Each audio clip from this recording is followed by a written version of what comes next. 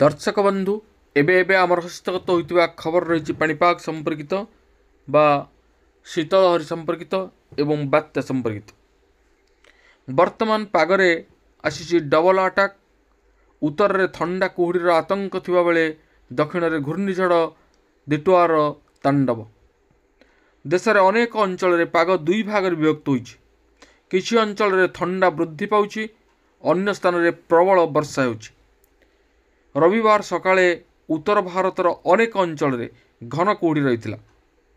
अपरपक्षे घूर्णिझड़ डिटुआ जोगु दक्षिण भारत रे प्रबल वर्षा वृद्धि पाउछि। उत्तर भारतर अनेक अंचल रे प्रबल थंडा पड़िबा आरंभ होइछि। रविवार सकाळे पंजाब, हरियाणा, चंडीगढ़, दिल्ली और पश्चिम उत्तर प्रदेश घन कुहुड़ी आच्छादित होइतिला। फल दृश्यमानतार प्रभावित होइछि। एही राज्यगुड़िकर सर्वनिम्न तापमात्रा 6 ରୁ 10 डिग्री सेल्सियस मध्य रेकर्ड करा जायछि। रविवार दिल्ली रे आंशिक मेघुआ पाग सहित सकाळे मध्य घन कुहुड़ी होइतिला। राजधानी सर्वाधिक तापमात्रा 23 ରୁ 25 डिग्री सेल्सियस एवं सर्वनिम्न तापमात्रा 8 ରୁ 10 डिग्री सेल्सियस मध्य रही बोली जनापड़ी। तेबे राजधानी वायुर गुणवत्ता खराब रही। भारतीय पाणीपाग विभाग IMD कहवा अनुजाई डिसेम्बर 1 तारिख रु पुणी थरे थंडा बढ़िबो बोली आशा करा जाउछि। तापमात्रा 7 डिग्री तलू खसीपे। यही समय मध्य सर्वाधिक दिन तापमात्रा 20 डिग्री तलू खसीपे एवं सकाळ घन कुहुड़ी देखा दीपा।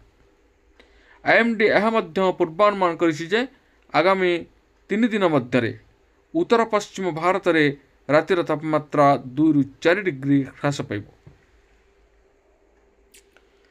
उपकूल श्रीलंका एवं दक्षिण पश्चिम बंगोपसागर उपरे सृष्टि होइतिबा घूर्णिझड़ डिटुआ जोगु दक्षिण भारत रे प्रबल वर्षा जारी रहिछि।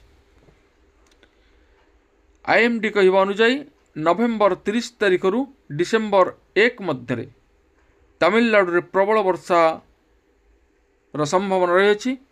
नवेम्बर 30 रे उपकूल तमिलनाडु विभिन्न स्थान रे अत्यंत प्रबल वर्षा होइछि।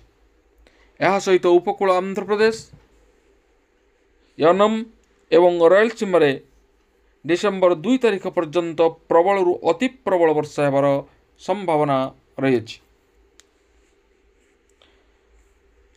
एपटे ओडिशा, पूर्व एवं उत्तर पूर्व भारत तापमात्रा वर्तमान पाई स्वाभाविक रहिबो, किंतु यह पर सर्वनिम्न तापमात्रा 2 ରୁ 3 डिग्री पर्यंत ह्रास पाइबारे।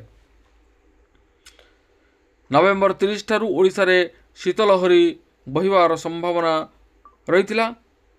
सकाळे अनेक अंचल रे घन कुहुड़ी हेबार मध्य संभावना रहिछि। महाराष्ट्र एवं गुजरात रे तापमात्रा आगामी 24 घंटा रे प्राय अपरिवर्तित रहिबो, किंतु आगामी दिन में सामान्य वृद्धि एवं ह्रासर संभावना रही बोली पाणीपाग विभाग आकलन करिछि। राज्यर विभिन्न स्थान में शीतलहरी जारी रही। विशेषकर दक्षिण और उत्तर ओडिशार विभिन्न स्थान में सर्वनिम्न तापमात्रा खसी। राज्यर किछि स्थान में तापमात्रा 10 डिग्री तले रही। सेहीपरि 4 दिन पर रातिर तापमात्रा आउ 2 ରୁ 3 डिग्री ह्रास पाइबा सहित शीत बढ़िया नहीं पाणीपाग विभाग पक्षर आकलन करा जायछि। अपरपक्षे राज्यर विभिन्न स्थान में घन कुहुड़ी देखा मिली। आज राज्यर सुंदरगढ़, कंधमाल, नयागढ़, खोर्धा, कोरापुट आदि जिले में घन कुहुड़ी देखा मिली। येलो वार्निंग जारी करिछि पाणीपाग विभाग। गत 24 घंटार फुलबाणी और राउरकेला में घन कुहुड़ी देखा मिली। भवानीपाटना और कोरापुट में कुहुड़ी देखा देइथिला। सेहीपरि जी उदयगिरी सर्वनिम्न 8.3 डिग्री तापमात्रा रेकर्ड होइतिबा बेले सिमिलगुड़ा रे 9.6 डिग्री और फुलबाणी दारिंगबाड़ी रे 10 डिग्री तापमात्रा रेकर्ड करा जायछि। तेबे ए थिला आजिर पाणीपाग संपर्कित विशेष गुरुत्वपूर्ण सूचना। आज पुणी देखा आगामी वीडियो रे। रहुछि धन्यवाद, नमस्कार।